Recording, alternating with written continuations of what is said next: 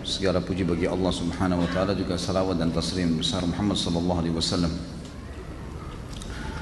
Bagaimana hukumnya membunuh semut, baik disengaja maupun tidak disengaja, berdosakah? Lalu bagaimana jika semut itu menggigit tubuh kita? Lalu kita tepuk mati, salahkah kita? Dulu ketika kecil saya suka bermain membunuh semut dengan kaca pembesar atau membunuh semut yang ada di buah rambutan yang merumuni makanan, menyiram minyak kawanan semut yang ada di lantai rumah. Apakah nanti di akhirat saya akan dibalas? Lalu bagaimana jika ada orang yang hobinya memelihara burung dalam sangkar? Bukankah sama saja membunuh habitatnya? Baik, ini memang yang tadi tidak disinggung oleh Imam Az-Zahabi tentang masalah membunuh hewan atau membunuh tumbuh-tumbuhan.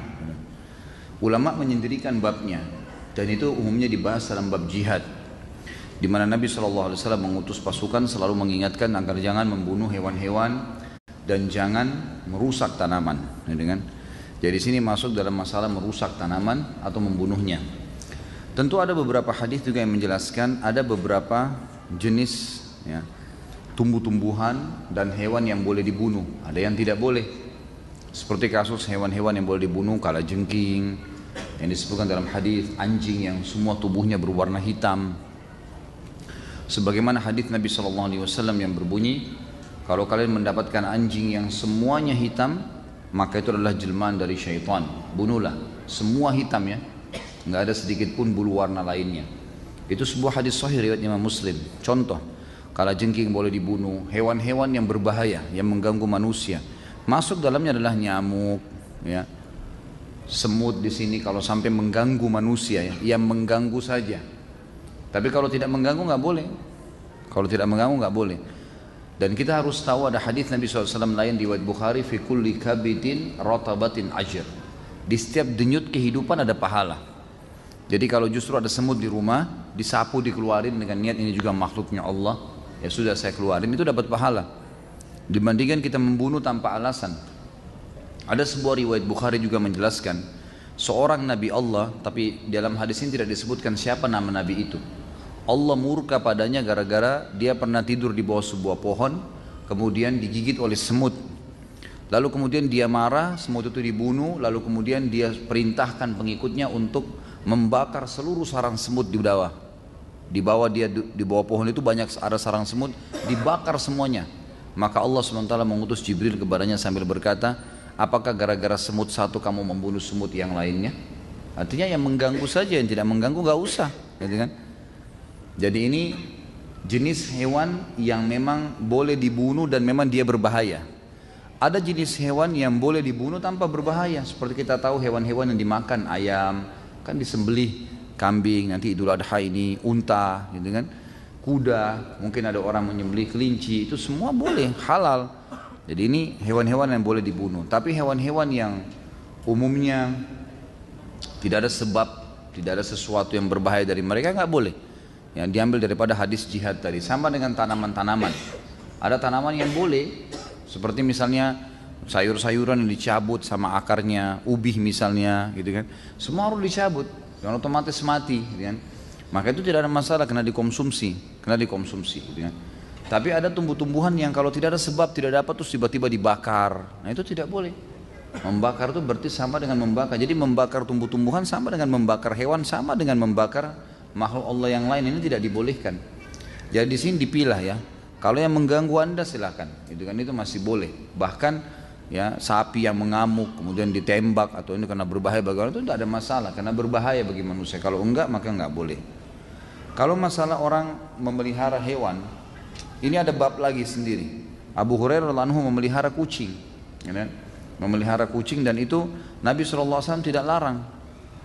Abu Hurairah nama lainnya Abdurrahman ibn Sakhr, tapi dikenal dengan Abu Hurairah. Hurairah artinya kucing, karena orangnya suka banyak pelihara kucing.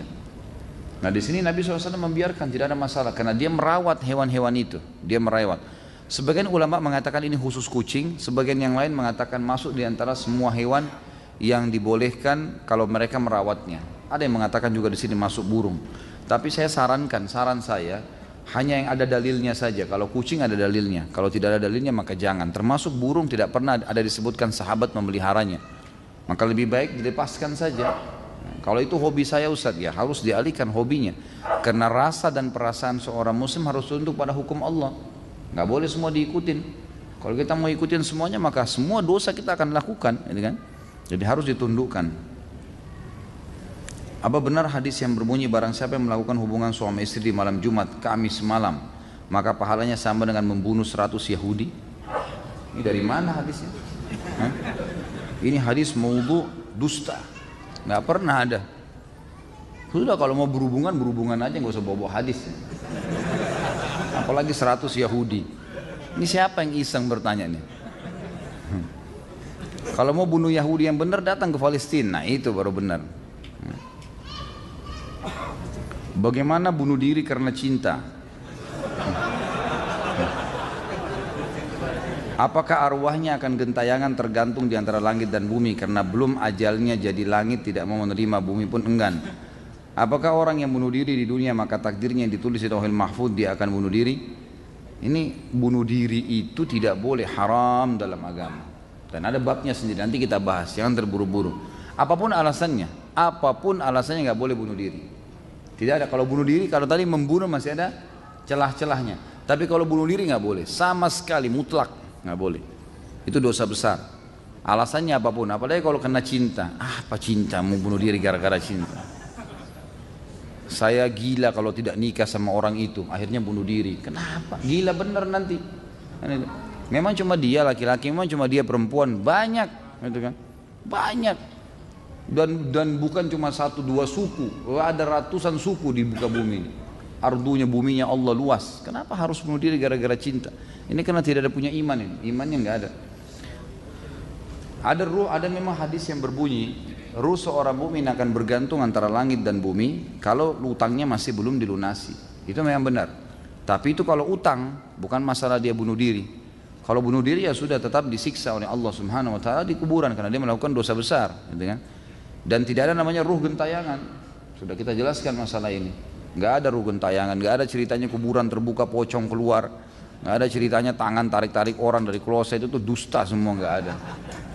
Itu cuma sinetron film tuh yang dibuat-buat. Jadi itu semua tidak benar, tidak ada dalam Islam. Orang kalau masuk kuburan, taman dari taman surga atau lubang dari lubang neraka, nggak ada yang lain. Nggak mungkin terjadi dia gentayangan ganggu orang lain. Jadi itu tidak mungkin, ya. Itu tidak terjadi.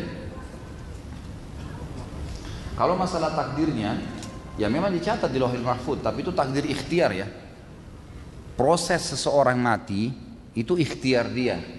Kasus ajalnya datang di mana, dicabut ruh oleh malaikat, itu takdir mutlak. Saya sudah pernah jelaskan. Jadi takdir ada 2 macam, ada yang mutlak, tidak ada campur tangan kita di situ. Seperti kita mati di mana, ya itu, kapan, itu sudah mutlak. Allah yang tentukan. Mau di lautan kah, mau di rumah kah, mau lagi tidur kah, mau lagi makan kah, mau lagi jalan, pokoknya tiba ajal mati. Tapi prosesnya yang membawa orang pada kematian itu ikhtiar. Seperti orang ikut berperang untuk mati syahid. Seperti tadi orang tahu nih listrik kalau berbahaya dipegang sama dia, akhirnya dia mati. Ya. Mengunjuk kekuatan, akhirnya mati. Nah ini berarti dia bunuh diri. Proses ini dinilai oleh Allah Subhanahu Wa Taala. Kalau dia prosesnya baik, dia kena mati syahid, membela kehormatan, maka kebetulan ajalnya datang, itu berarti dia ditutup dengan kebaikan. Tapi kalau proses ini dia buat keburukan, ya buruk. Lauhul Mahfuz tercatat, dia milih bunuh diri misalnya, itu dosa besar. Maka berarti dia berdosa di sini. Ya.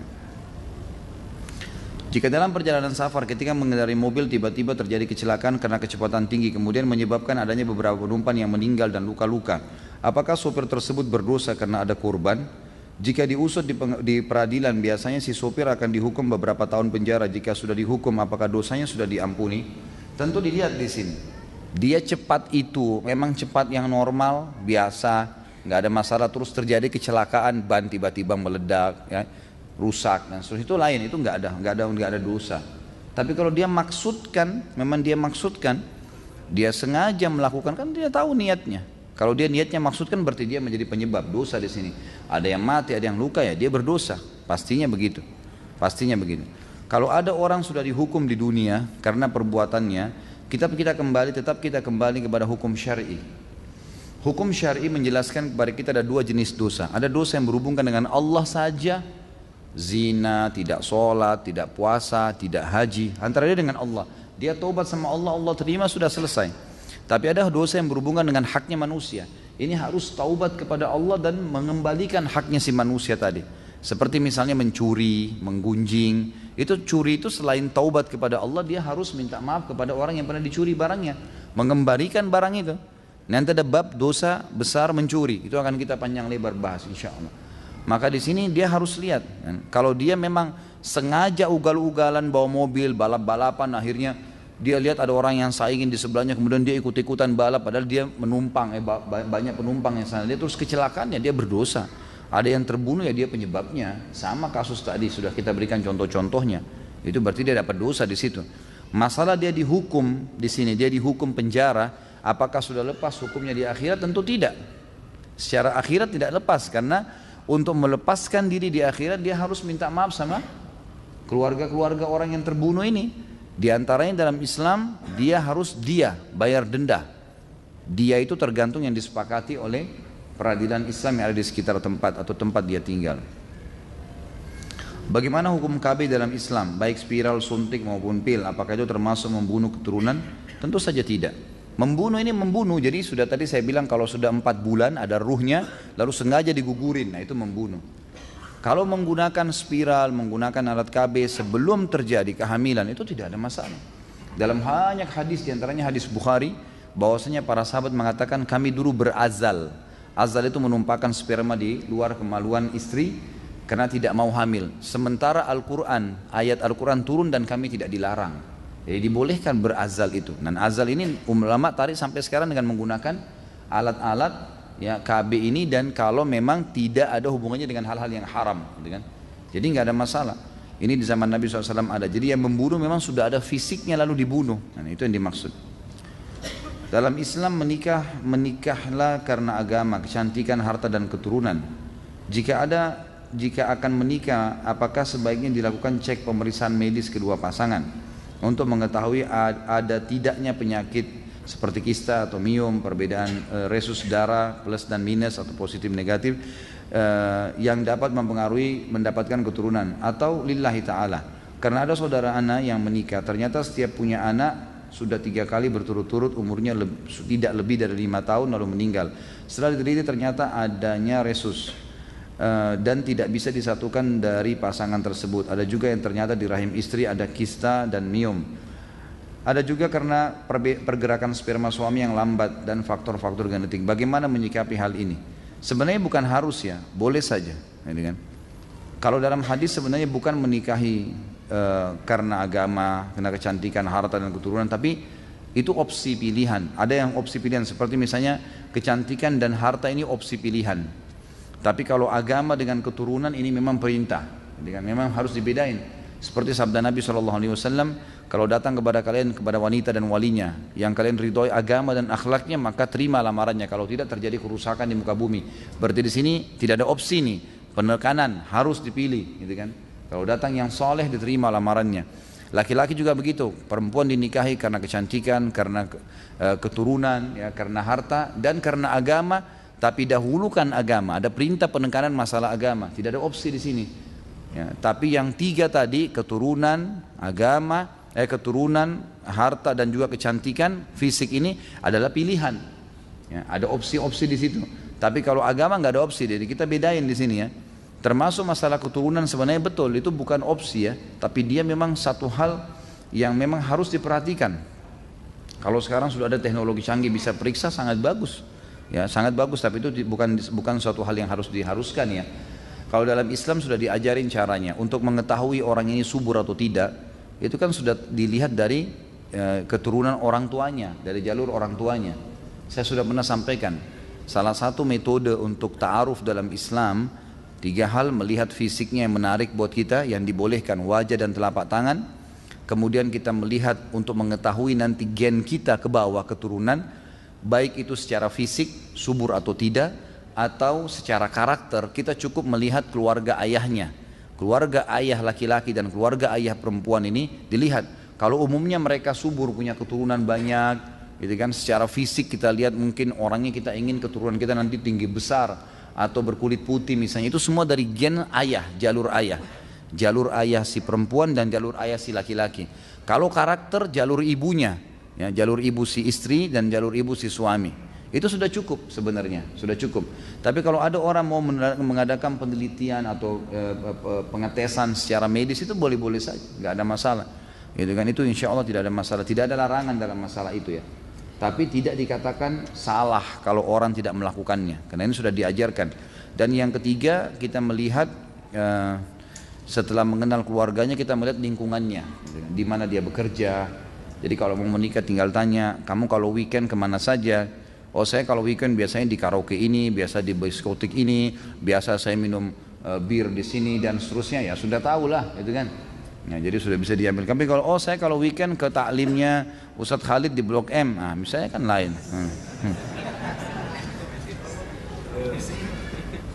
Bagaimana hukumnya orang dalam keadaan terdesak, misal dalam keadaan perang dan akan dirampok atau diperkosa? Haruskah dia melawan sampai terbunuh atau dibolehkan dia membunuh penjahat itu? Bagaimana jika ada kemampuan untuk melawan? Haruskah bunuh diri untuk menjaga kehormatan? Apakah hal ini dibolehkan atau harus pasrah saja? Tentu tidak boleh menyerah, ya kan? Melawanlah, melawan semaksimal mungkin. Dan kalau anda terbunuh, anda mati syahid, gitu kan? Jadi opsinya adalah kalau memang akan diganggu, akan diperkosa kalau perempuan, dan dia melawan maksimal, jangan pasrah, nggak boleh. Kalau ajal anda datang, anda akan mati kok pada saat itu. Dan kalau mati dalam keadaan syahid itu luar biasa. Jangan terpengaruh dengan melihat fisik orang yang mati ya. Seperti kasus orang yang kemarin di Masjid Haram kena mati. Itu matinya hari Jumat, lagi sujud, lagi haji, luar biasa itu. Artinya gini, saya sampaikan ke jamaah pengajian saya, ada yang sampai nyorotin Saudi buruk dan segala, kok bisa? Itu takdirnya Allah, gimana caranya kita mau salah-salahin?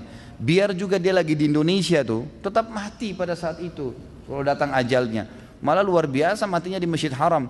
Dan saya dengar sendiri cuplikan dari para pengawas di Masjid Haram mengatakan, ini yang rubuh nih, yang rubuh itu sesuatu yang secara hitung-hitungan matematika nggak mungkin jatuh, nggak mungkin rubuh dah. Ini secara hitung-hitungan sudah nggak mungkin, ini tercanggih menggunakan alat canggih di dunia, bahan-bahannya luar biasa, sudah sangat luar biasa. Kok bisa gitu? Sampai ada yang mengatakan bukan mustahil dari salah satu orang yang mati itu mungkin berdoa minta mati syahid di haram tuh. Sampai Allah datangin petir, kan waktu itu petir ya, datang petir, hujan, akhirnya rubuh tuh bangunan. Yang tidak mungkin rubuh kalau syariat dengan matematika nggak mungkin. Kayak antum lagi berdiri gini, tiang ini tembok sudah dipasang semen, sudah dipasang besi, sudah bagus, tiba-tiba rubuh tanpa sebab. Terus mengenai orang-orang tertentu gitu kan. Memang itu subhanallah, kembali kepada hukum Allah subhanahu wa ta'ala. Bagaimana hukumnya bagi orang yang aborsi sekalipun dalam usia dini 1, 2, 3 bulan sebelum ditiupkan ruh dalam janin? Jika dengan alasan medis bagaimana, dan jika dengan alasan malu karena hubungan di luar nikah termasuk dosa besar kah?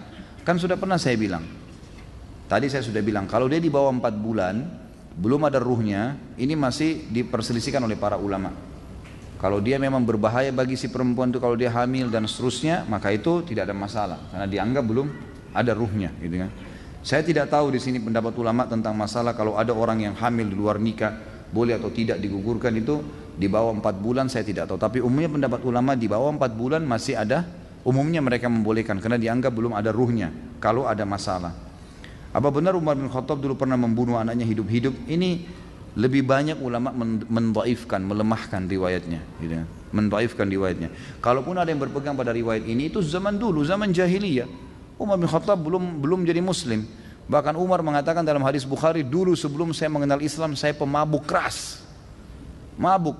Salah satu opsi, salah satu riwayat yang menyebutkan Umar bin Khattab masuk Islam, dia bilang, waktu saya keluar, saya setiap pagi sampai malam mabuk, minum terus khamr.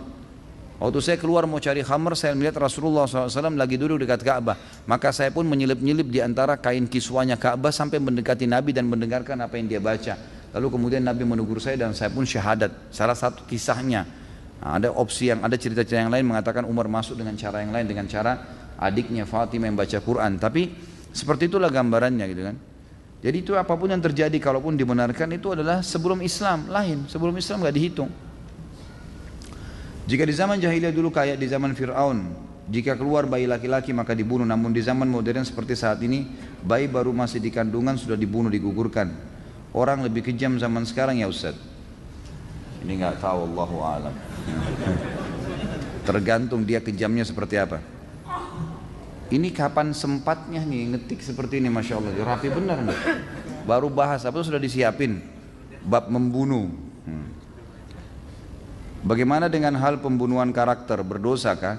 Seperti kasus artis dihujat dan sedang diheboh, cuma karena mengatakan ini fitnah, ini masalah fitnah saja. Fitnah lain lagi ya, itu dosa sendiri, nanti akan ada dosanya, ada bahasannya. Jadi tidak dikatakan ini istilah pembunuhan karakter itu kan cuma istilah. Bunuh tadi kita sudah bilang secara fisik sampai ruhnya orang itu hilang, gitu kan. Tapi fitnah memang lebih berat dosanya daripada membunuh itu. Karena Allah mengatakan wal fitnatu asyaddu minal qatl. Fitnah lebih keras daripada membunuh. Malah itu lebih berat sebenarnya, gitu kan? Lebih berat daripada masalah ini. Kalau masalah mengirim al-fatihah untuk orang mati dipermasalahkan, bahkan dikatakan penganut Wahabi, sedangkan dengan ada ustadz kawakan di TV yang mengatakan Nabi tidak dijamin masuk surga dan tidak wajib pakai jilbab, malah diam-diam saja. Gini loh, kalau saya pribadi nggak usah terlalu terpancing dengan apa yang sedang ada, gitu ya. Ini proses, ya proses. Nanti masyarakat bisa bedain kok. Kalau menurut saya nggak usah ikut-ikutan, sudahlah. Biarkan saja berlalu mereka berbicara. Kita sudah tahu mana yang benar, mana yang salah, gitu kan? Udahlah. Untuk apa habisin energi kalau saya dihitung untuk ribut-ributan, jor-joran? Kalau saya melihat malah ini banyak orang awam di Indonesia yang tidak mengerti, malah sekarang bertanya, oh begitu ya? Malah mereka jadi mau belajar gara-gara itu kan? Jadi itu cara Allah Subhanahu Wa Taala.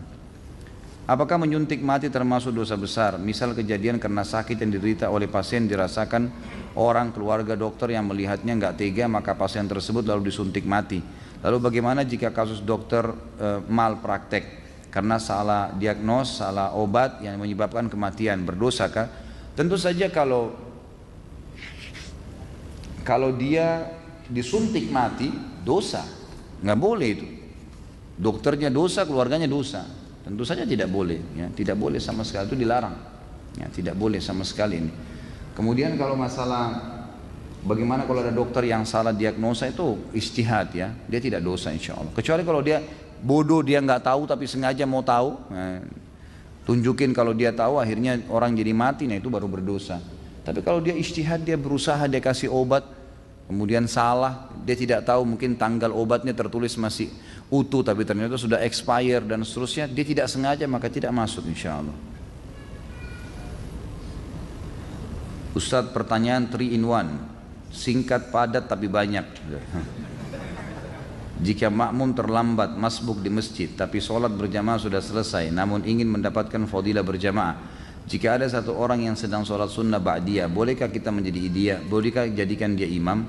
Haruskah kita tepuk bahu dia atau merapat saja di sisi kanannya? Bagaimana jika kita jumpai sudah di posisi tahiyat akhir? Apakah kita langsung ikutan saja tahiyat akhir dengan niat di hati sholat wajib? Saya ingatkan kembali ya, pertanyaan kita, bahasan kita masalah membunuh, bukan sholat ya. So, nanti ada bahasanya sendiri sholat, jangan ditanya tumpah tindih nih. Jadi di sini tentu saja tepuk dia untuk memberikan isyarat. Dia berdiri atau dia duduk, supaya dia tahu. Jangan tiba-tiba dia kaget ada orang di sebelahnya gitu kan. Jadi ditepuk saja, memberikan isyarat. Masalah dia terima nggak terima jadi imam mungkin karena tidak paham, itu nggak apa-apa. Yang penting antum sudah kasih isyarat. Termasuk kalau dia tahiyat terakhir, tepuk pundaknya langsung takbir, duduk tahiyat sama dia. Karena memang dibolehkan mengikut orang yang sholat wajib, boleh ikut. Antum masuk di masjid, imam lagi sholat tarawih, kita belum sholat isya, jangan sholat sendiri, ikut sama imam. Karena boleh orang yang sedang sholat sunnah di belakangnya orang sholat wajib niatnya. Karena pernah terjadi zaman Nabi SAW dalam hadis Bukhari, Abu Bakar pernah sholat menjadi imam dari sahabat yang belum sholat berjamaah karena dia datang telat dan dia sendirian. Waktu Nabi SAW bilang siapa yang mau bersedekah buat dia, saudaranya ini, maka Abu Bakar berdiri, Abu Bakar menjadi imam. Padahal Abu Bakar sudah sholat tadi, berarti hukumnya sudah sunnah bagi Abu Bakar tuh. Tapi karena dia lebih afdal, maka dia pun akhirnya menjadi imam. Ustaz, mohon doakan kesembuhan orang tua saya yang sedang sakit dan seluruh kaum muslimin yang sedang ditimpa musibah baik di Indonesia, ada yang sedang menjalankan ibadah haji, semoga diberikan ketabahan. Apakah orang yang putus asa karena penyakit yang dideritanya atau orang tua tak kunjung sembuh, kemudian beliau berkata Jika seperti ini rasanya saya ikhlas mati saja. Bolehkah beliau, berdosakah beliau? Bagaimana menasihati supaya tetap semangat hidup? Tentu saja semoga Allah Subhanahu wa taala menyembuhkan semua orang yang sakit dari muslimin, mengangkat masalah-masalah yang sedang dihadapi, dan itu terus kita doakan. Saya juga mengajak diri saya dan teman-teman sekalian untuk rajin berdoa. Itu harus kita lakukan memang ya. Semoga saja dikabulkan apa yang dikatakan tadi. Kemudian kalau orang yang sakit dalam kondisi betul-betul dia parah, maka ada hadis Nabi SAW yang berbunyi, jika seseorang, kata Nabi SAW, di antara kalian, janganlah seseorang dari kalian berharap kematian, meminta kematian. Tapi kalau dia betul-betul dalam kondisi tidak bisa tahan, dia mengatakan, ya Allah, hidupkanlah saya kalau mati lebih baik buat saya, dan matikanlah saya kalau mati lebih baik buat saya. Itu yang boleh dikatakan. Atau kurang lebih hampir sama dengan apa yang dikatakan tadi di sini. Mana yang saf lebih utama jika ada dua lantai masjid, saf terakhir di lantai bawah atau saf pertama di lantai atas? Saf pertama, walaupun di lantai atas, jadi tetap saja asal dia bersambung, tinggal di bawah atau di atas itu sama aja. Jika ada dua handphone baru, yang lama mana yang akan dipilih? Mustahil yang lama akan dipilih, pasti akan dianggurin, dibuang. Apa ini? Mustahil bisa adil. Apa yang ditanya? Jika berlaku adil adalah hukumnya wajib, untuk apa menjalankan sunnah yang jika dikerjakan malah bisa menjerumuskan ke hal yang menyebabkan seorang menjadi tidak adil? Begitulah pernyataan balik yang dilemparkan istri kepada suami ketika sedang mendengarkan ustadz menjelaskan poligami. Bagaimana menyikapi pertanyaan ini? Maaf ustadz, ujung-ujungnya bukan cari gara-gara. Gimana tuh Pak Yoyo? Jelas-jelas cari gara-gara ya. Jadi sabar aja gitu kan. Begini aja, ini selalu poligami. Ini teman-teman yang mau poligami harus jadi ahli perayu. Belajar merayu dong. Masa nggak bisa taklukin istri gitu kan? Bukan dengan kekuatan, dengan rayuan, dengan hadiah. Masa mesti diajarin? Ya harus bisa lah. Nggak bisa perempuan tuh pakai perasaan. Kalau antum datang mau poligami dengan power, saya akan menikah, pokoknya tidak mau tahu. Itu salah. Jadi diajarin, nggak boleh. Rayulah, taklukin dia, gitu kan? Jadi mungkin dengan bercanda, mungkin dengan ini, mungkin dengan apa saja kebutuhannya dipenuhi ya, itu insya Allah bisa, gitu kan? Gak usah terlalu banyak tanya poligami lah. Ya. Nikah aja dulu, lancar dulu. Nanti kalau sudah lancar semua, sudah mau melangkah ke langkah selanjutnya baru ada praktek khusus sama saya nanti. Pak Ustaz, saya mau tanya, kalau kurban buat orang yang masih hidup, apa ini? Korban buat orang yang masih hidup, orang yang sudah meninggal atau buat diri sendiri, ada dalilnya tidak? Kita kurban atas nama Nabi, boleh tidak Pak Ustaz? Jadi tentu pendapat ulama tentang masalah sampaikah pahala kurban untuk orang yang sudah meninggal, khilaf di antara ulama. Beranjak daripada hadis Nabi, waktu beliau menyembelih, beliau mengatakan ini untukku dan umatku yang belum menyembelih. Dari hadis inilah berselisih pendapat ulama. Ada yang mengatakan yang dimaksud di sini, yang mengatakan tidak ada lagi pahala sembelihan untuk orang mati, beranjak daripada hadis ini juga. Mereka mengatakan yang dimaksud oleh Nabi SAW adalah umatnya yang masih hidup, yang tidak sempat menyembelih. Pendapat kedua yang mengatakan bahwasanya sampai pahala sembelihan untuk orang mati, beranjak daripada hadis yang sama. Mereka mengatakan yang dimaksud oleh Nabi SAW ini untukku dan umatku yang belum menyembelih, yang hidup dan yang sudah mati. Dan banyak dinukil dari perkataan para salaful ummah. Kalau diantaranya Ibnu Taimiyah pernah menukil perkataan kalau zabah itu sembelihan juga akan sampai kepada orang-orang yang sudah meninggal. Karena ada beranjak daripada hadis tadi. Allahu a'lam. Apabila seorang wanita tidak dinafkahi dengan benar selama belasan tahun sehingga si wanita harus meminta makan dan kebutuhan harian dari orang tua si wanita, apakah si wanita boleh mencari nafkah sendiri dengan meninggalkan anak-anak mereka di rumah, anak-anaknya dititip ke keluarga? Bisa. Dan bahkan dia bisa mengambil harta suaminya diam-diam, gitu kan? Itu disebutkan dalam hadis Bukhari, tapi yang dia ambil hanya haknya. Beranjak daripada hadis Hindun, istri Abu Sufyan, yang pernah mengatakan, ya Rasulullah, Abu Sufyan orang yang sangat pelit, tidak pernah mau tahu kebutuhan saya sama anak saya, pokoknya nggak pernah kasih duit. Dia pulang cuma tahu sudah ada makanan. Ini super luar biasa. Maka kata Hindun, ya Rasulullah, boleh nggak saya ambil duitnya Abu Sufyan? Kata Nabi SAW, boleh kau ambil, tapi hanya kebutuhanmu sama anakmu saja, jangan lebih haram, mencuri, gitu kan? Artinya nafkah itu sesuatu yang kalau tidak ada tidak bisa jalan roda kehidupan, maka itu dibolehkan. Sebatas itu. Tapi kalau dia mau bekerja misalnya, karena suaminya nggak kasih duit, memang tidak penuhi ya. Lain kalau suami itu memang pas-pasan kerjanya, ya itulah penghasilannya ya. Si istri harus sabar, terima itu saja udah jalanin gitu kan. Tapi kalau memang suaminya sama sekali nggak mau peduli, kayak dalam perkataan ini memang suami nggak pernah kasih, ya di sini ulama mengatakan boleh dia keluar untuk mencari nafkah, minta pada orang tuanya atau dia bekerja. Ya karena memang kalau tidak suaminya nggak menjalankan kewajiban, bagaimana? Dia tidak mungkin bisa hidup dengan cara lain gitu. Mau tanya mengenai kisos. Kita yang tinggal di Indonesia tidak menggunakan kisos, apakah dosa kita tidak diampuni apabila belum sesuai hukum kisos? Misal pencuri seharusnya dipotong tangan, namun hukum di Indonesia hanya di penjara. Bagaimana kita apabila pernah berdosa mencuri? Apakah cukup dengan taubat tanpa dikisos? Tentu saja taubat sudah mencukupi ya. Taubat mencukupi. Kalau dia sudah taubat, insya Allah sudah cukup. Nggak perlu lagi dia dikisos.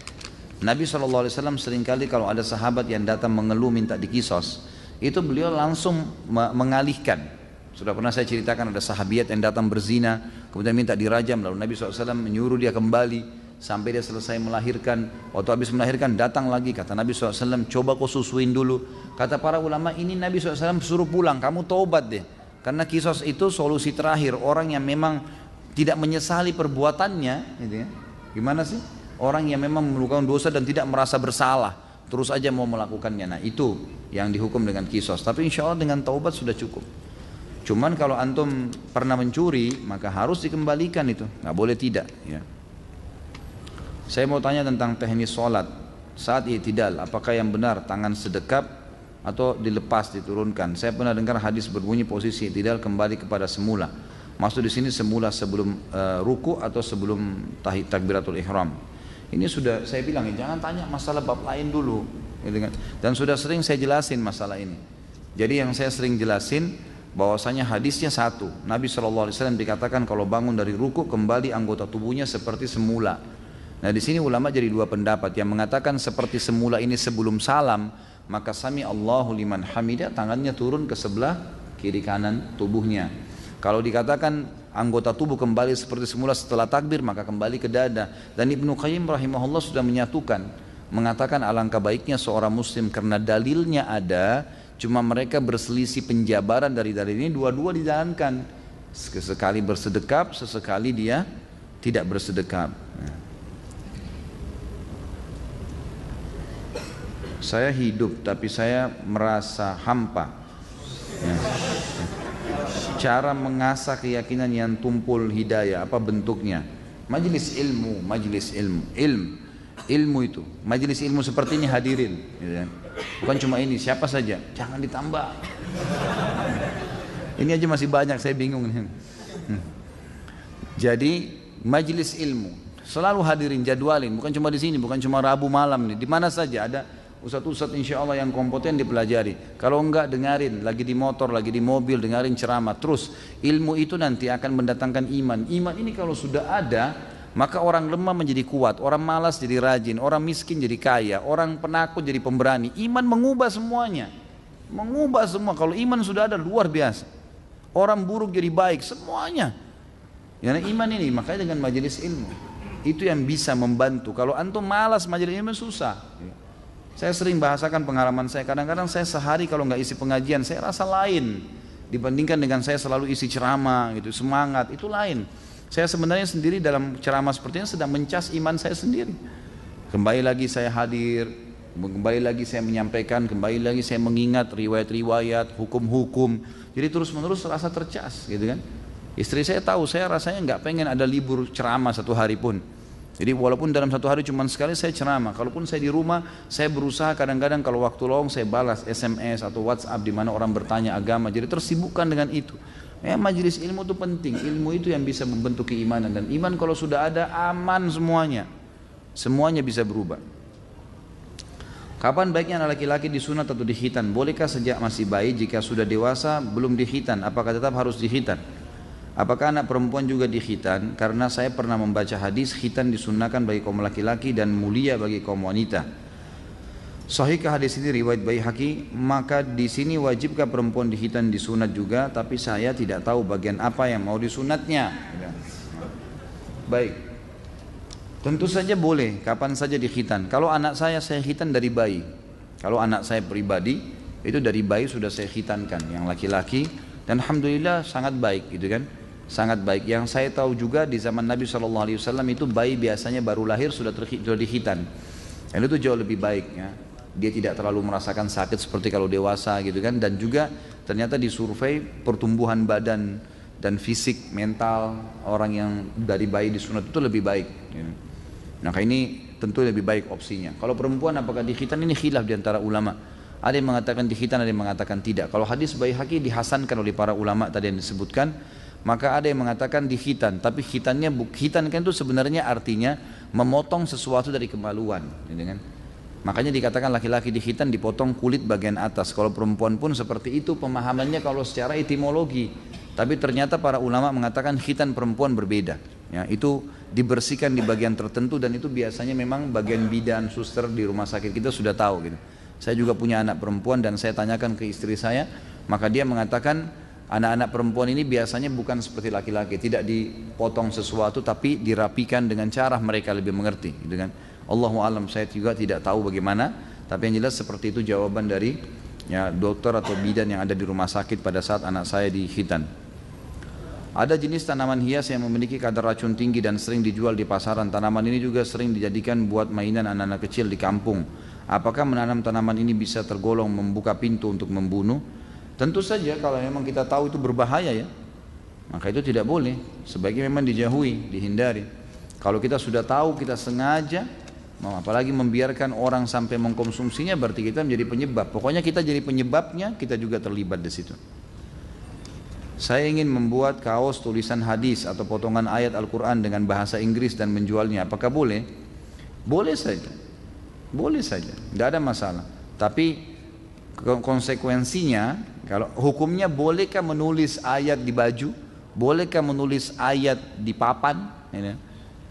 Di spanduk? Di apa saja? Boleh. Hukumnya boleh. Gitu kan?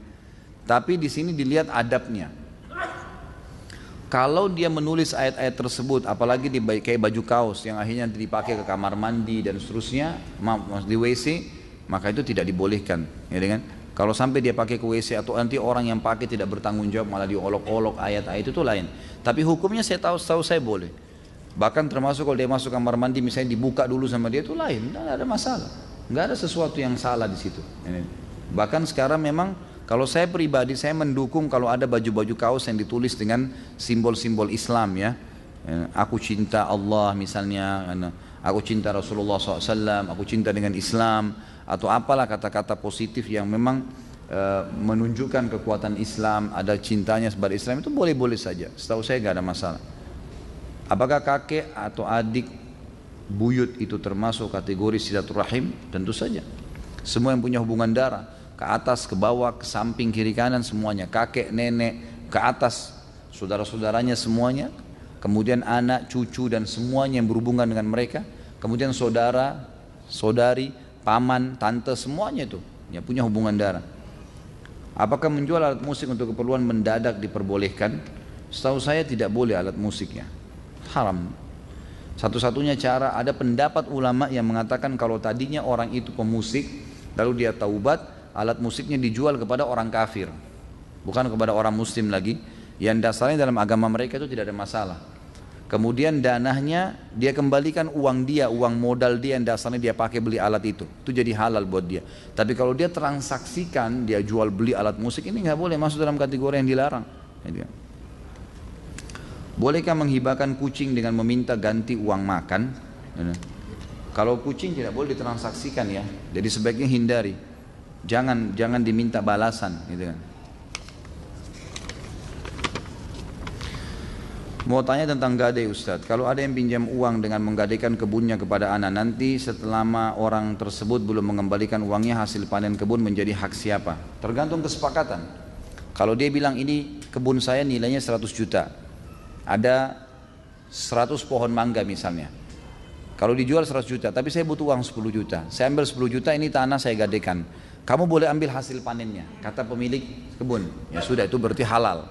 Tapi kalau sekedar digadaikan saja tanpa ada kesepakatan maka tidak halal. Tidak boleh dipakai tanah itu, tidak boleh diambil hasilnya, tidak boleh disentuh. Gadai. Dan perlu diingat, saya sudah pernah jelaskan, transaksi dalam Islam ada dua macam. Ada transaksi jasa yang sifatnya memang ini saham akhirat, ini investasi akhirat, nggak ada urusannya dengan keuntungan. Hutang dan gadai nggak boleh bertambah, tidak boleh bertambah ini. Utangin orang nggak boleh bertambah, itu jasa akhirat, investasi akhirat. 100.000 ya 100.000 balik, sejuta ya sejuta balik. Nggak ada juga begitu. Kalau dia gadein sawahnya tadi 100 juta, dia ambil utang 110 juta, jatuh tempo setahun dia belum bayar, kita punya hak untuk menjual kebun itu, gitu kan? Kemudian kita mengambil uang kita 10 juta saja, 90 kembaliin ke dia, jangan disita semua, haram itu, nggak boleh.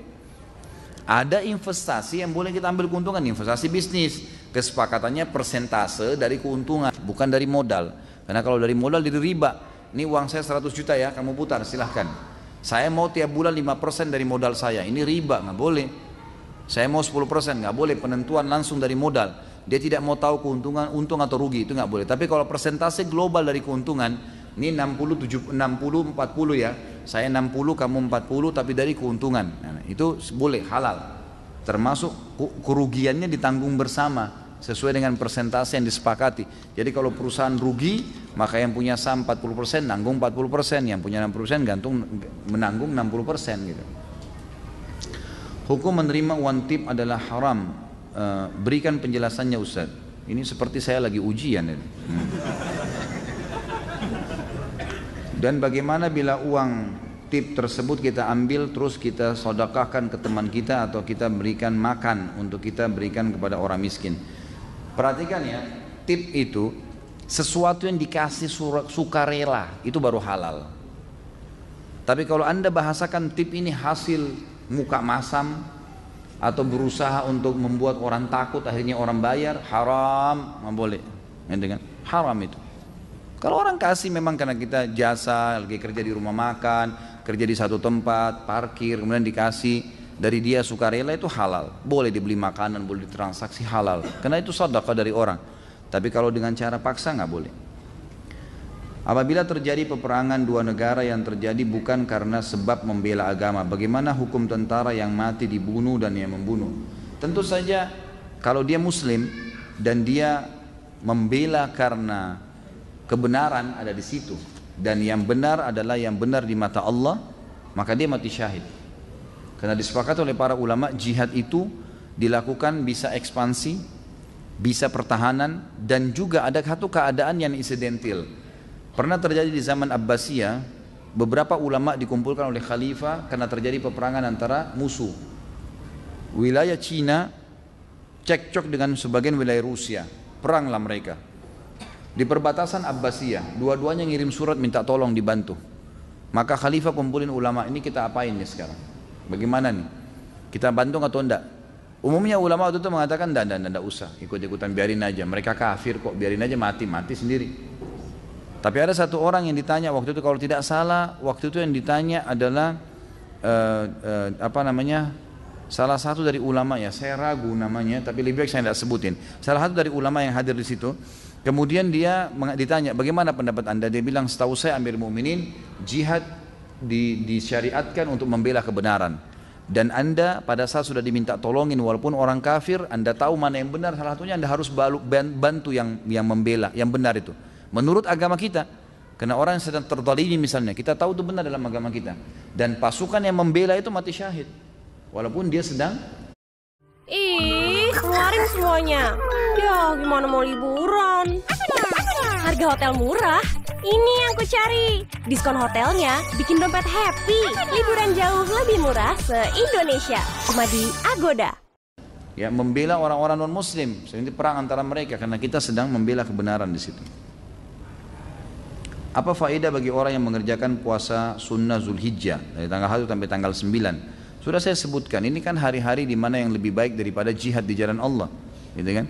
Dan sekarang kita tanggal 16 September ini masuk tanggal 2 Zulhijjah kalau kalender Indonesia, gitu kan? Karena kita lebaran tanggal 24. Inilah hari-hari emas yang sudah saya jelaskan. Hadis Nabi SAW, tidak ada hari-hari sepanjang tahun di mana amal soleh kalau dikerjakan dalamnya sunnah atau wajib lebih Allah cintai daripada yang dikerjakan di 10 awal bulan Zulhijjah. Lalu para sahabat mengatakan, jihad ya Rasulullah di jalan Allah, apakah itu juga belum bisa mengalahkan amal wajib dan sunnah di 10 awal Zulhijjah? Kata Nabi SAW, jihad pun tidak bisa mengalahkan kecuali seorang laki-laki yang keluar berperang membawa seluruh harta dan jiwanya lalu dia tidak membawa pulang keduanya. Maka sebagian ulama berijtihad mengatakan dianjurkan setiap muslim mengisi hari-harinya dengan ibadah. Di antaranya di siang hari dengan puasa, malam hari dengan sholat malam. Tentu ulama ada yang mengatakan tidak ada puasa 9 hari, gitu kan? Puasa cuma tanggal 9 saja. Ini pendapat ulama. Ada pendapat lain yang mengatakan boleh berpuasa 9 hari itu. Beranjak dari, dan ini dianggap puasa nafilah, puasa tambahan. Ada hadis Bukhari berbunyi, kalau Nabi SAW pernah pulang ke rumahnya lalu menemui Aisyah dan berkata, wahai Aisyah, apakah engkau punya makanan? Dan hari itu bukan hari puasa ya, karena terbukti Nabi minta makanan. Tapi Aisyah bilang enggak ada ya Rasulullah. Kata Nabi, kalau gitu saya puasa. Ulama mengatakan ini bukan puasa Senin Kamis, ini puasa tambahan. Orang kalau tidak punya makanan terus dia mau niat puasa boleh. Namanya puasa nafilah. Nah karena 9 hari ini adalah hari yang lebih baik daripada jihad, dan ada hadis tadi Nabi pernah berpuasa nafilah, maka dianjurkan puasa semaksimal mungkin. Karena puasa adalah ibadah yang besar pahalanya gitu ya. Bila tidak potong kuku dan rambut pada tanggal 1 dan sampai 9 akan mendapatkan pahala seperti orang yang berihram. Apakah berlaku pada orang yang ingin berkurban saja Ustaz? Tentu tidak bisa dikatakan pahala seperti orang berihram. Enggak ada dalil masalah itu ya. Itu ijtihad ulama saja. Jadi enggak ada dalil yang mengatakan orang kalau tidak potong kuku atau tidak potong rambut di 10 awal Zulhijjah sampai dia berkurban itu adalah ya larangan dari Nabi. Kalau seseorang akan berkurban, janganlah dia memotong rambutnya atau kukunya sampai dia berkurban, dari tanggal 1 kemarin sampai lebaran nanti, sampai dia berkurban. Sunnah, disunnahkan untuk tidak memotong kuku dan memotong rambut, bukan wajib ya. Ini lebih dekat kepada sunnah muakkadah, sunnah yang sangat ditekankan. Artinya kalau darurat antum mau potong memang darurat, ya sudah dipotong kalau darurat, tapi lebih afdal untuk tidak. Sebagian ulama berijtihad, bukan hadis ya, mengatakan karena orang yang mau berkurban seakan-akan dia berihram. Orang berihram tidak boleh potong kuku, tapi itu ijtihad bukan hadis. Jadi apakah dia seperti berihram atau tidak, intinya Nabi melarang untuk memotong kuku. Kita jalankan sunnah Nabi itu. Apa saja sunnah-sunnah dilakukan sebelum melakukan sholat Idul Adha? Apakah sama seperti Idul Fitri? Sunnahnya untuk tidak makan. Sunnahnya untuk tidak makan. Kalau Idul Fitri sunnahnya makan dulu. Tapi makan hanya sebagai syarat ya. Artinya karena sunnah Nabi mungkin makan sebuah kue, ya mungkin sedikit makanan, jangan makan yang besar gitu kan. Jadi makan syarat saja karena Nabi sunnahnya makan, dan Nabi SAW makan sebelum sholat Idul Fitri untuk membuktikan kepada para sahabat kalau puasa sudah selesai. Sementara Idul Adha beliau menunda makannya sampai selesai sholat Idul Adha karena memang habis Idul Adha itu hari makan selama 4 hari. Dan ini keliru kalau ada yang mengatakan oh berarti Idul Adha kita disuruh puasa subuh sampai sholat Idul Adha. Ini bukan puasa. Karena puasa itu haram dilakukan di Id, ya. Di Lebaran tidak boleh puasa, haram. Dan yang dilarang di sini hanya makanan, minuman, hubungan suami istri boleh. Itu pun makan juga kalau lapar boleh. Ini kan sunnah ya, dianjurin gitu. Seperti itu.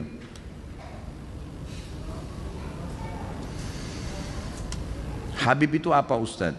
Dan apa hubungannya dengan Habib di Indonesia? Kok banyak sekali pengikutnya? Kan sudah saya jelaskan dulu.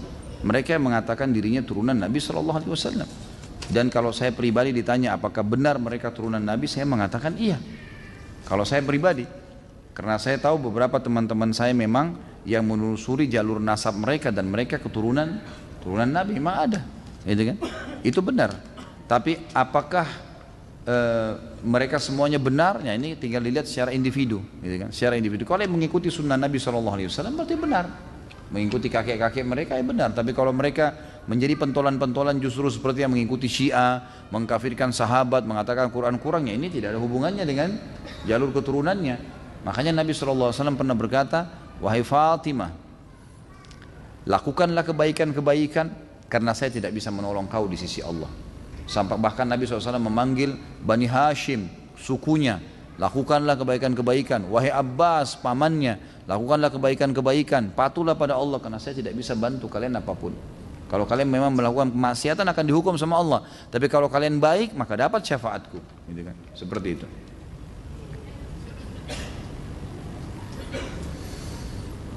Afwan Ustaz, pertanyaan saya di luar tema. Dari tadi di luar tema. Yang ingin saya tanyakan, apakah pada hari kiamat nanti orang-orang pelaku perbuatan-perbuatan bidah akan dibangkitkan bersama dengan orang-orang yang mereka contohi dalam melakukan perbuatan tersebut? Misal orang yang mengikuti seorang kiai yang mengajarkan tentang perbuatan ibadah yang tidak dicontohkan oleh Nabi SAW. Apakah orang-orang yang mengikuti perbuatan kiai tersebut akan dibagikan bersama dengannya? Mohon penjelasannya Ustaz. Kalau apakah dibangkitkan bersamanya, Allahu alam. Ini saya tidak tahu dalilnya.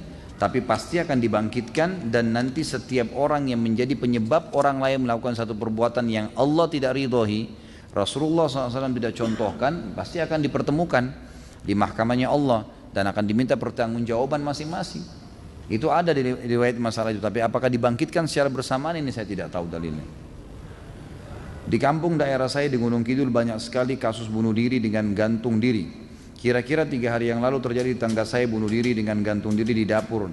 Dan yang saya tanyakan pengurusan jenazahnya ya Ustaz, terutama bolehkah kita mensolatkannya? Kalau ulama nggak boleh mensolatinya.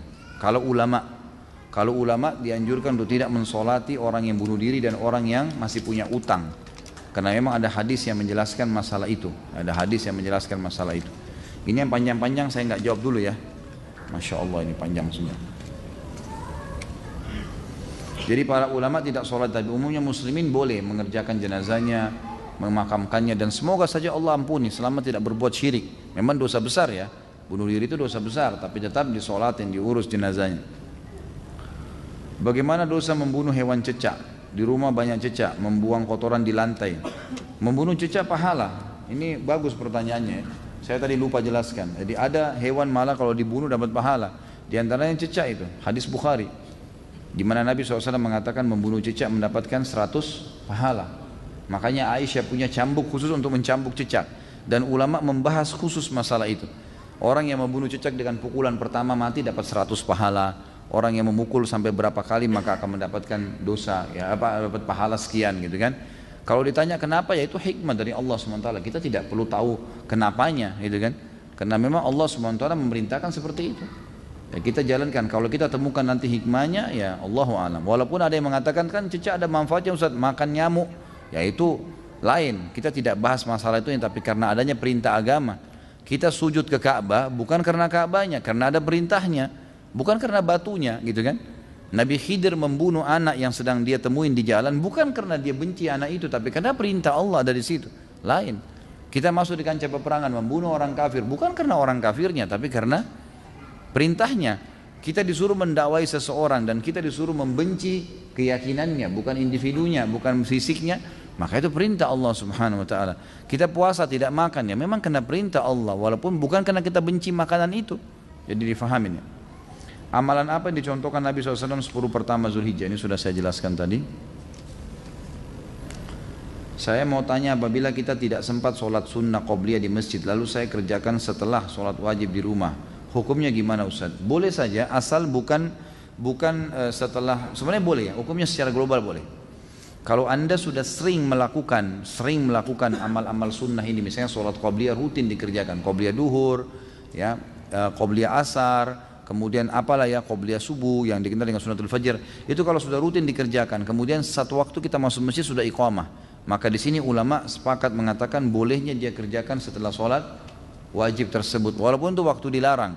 Karena ada riwayat Bukhari menjelaskan bahwa Nabi SAW setelah sholat asar beliau sempat berdiri kemudian sholat sunnah, lalu sahabat semua duduk, gak ada yang ikut. Setelah itu Nabi SAW ditanya oleh para sahabat, ya Rasulullah, apakah wahyu turun? Ada perubahan dalam masalah sholat? Selama ini anda mengingatkan kami tidak ada ba'diyah asar. Kata Nabi SAW, ini sholat ba'diyah duhur saya, yang saya tadi lupa karena tersibukkan oleh satu kaum yang datang memiliki hajat dengan saya, maka sekarang saya kerjakan.